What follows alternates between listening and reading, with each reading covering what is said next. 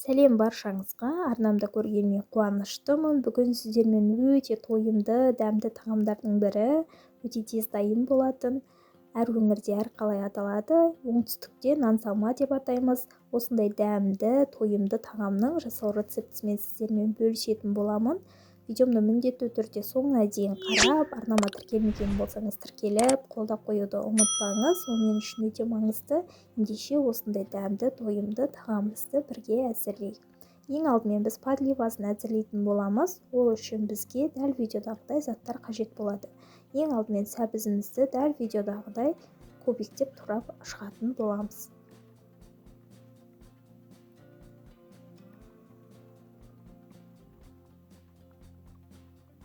Содан соң пиязымызды да майда етіп турап аламыз.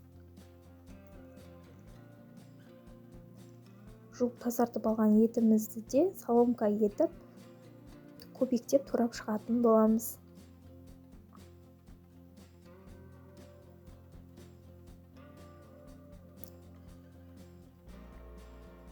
Еттерімізді турап алғаннан соң дайындап қойған картоптарымызды да кубиктеп турап шығатын боламыз.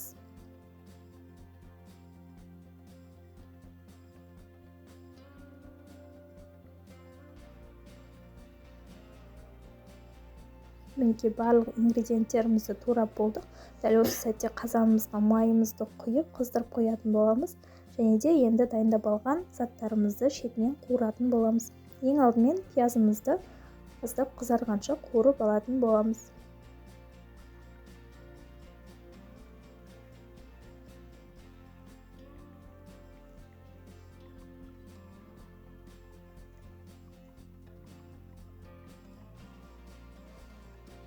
Пиязымыз қызаруға жақындағанда үстінен етімізді де салып, оны да жақсылап 5-10 минуттай қуырып алатын боламыз. Содан соң үстінен сәбізімізді де салып 1-2 минуттай қуырамыз. Оның үстіне картопымызды салып, бір араластырып жібереміз де, оның үстінен дәміне қарай аздап тұзымызды саламыз. Және де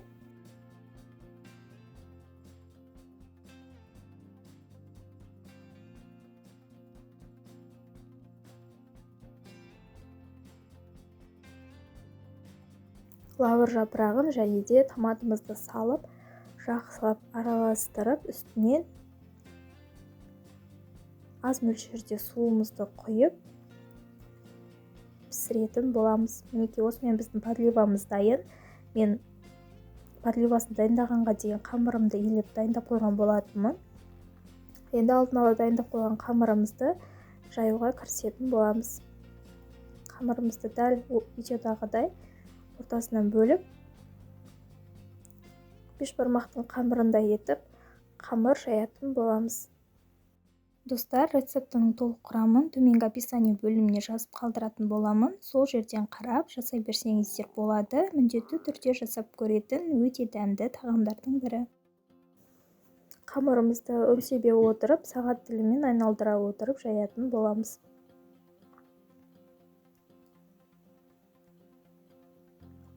Мінекей осымен біздің қамырларымыз дайын. Енді аздап кепкенше жайып қоятын боламыз. Арада біраз уақыттар өткен соң қамырымыз осындай құрғақтықта құрғайтын болады, киімге келетіндей. Және де қамырларымызды дәл видеодағыдай қатты қалың да, қатты жұқа да емес, осындай орташа жұқалықта кесіп алатын боламыз. Көріп тұрғандарыңызда ешқандай жабыспайды, оңай ажырайды, ұн себуді де қажет етпейді. Егер сіздер асығыс болсаңыздар, арасына ұн сеуіп кессеңіздер де болады. Қамырларымыз дайын. Енді газымызге, қазанымызға суымызды құйып, қайнатып қоятын боламыз. Подливамызды басқа ыдысымызға ауыстырып, көргендеріңіздей подливамыз пісті. Және қамырымызды салып, қайнап тұрған суда пісіріп алатын боламыз. Піскен қамырымыздың үстінен подливамызды салып, дастарханға ұсына берсек болады. Міндетті түрде жасап көріңіздер, өте дәмді, тойымды тағамдардың бірі ас болсын. Достар, видеомды соңына дейін көргендеріңіз үшін рахмет. Сіздермен болған Ариана. Видеома ұнаса лайк басып, комментарий қалдырып, және де арнамда жаңа көрермен болсаңыз, тіркеліп жанында тұрған қоңыраушаның белгісін басып қоюды ұмытпаңыз. Келесі кездескенше сау болыңыз.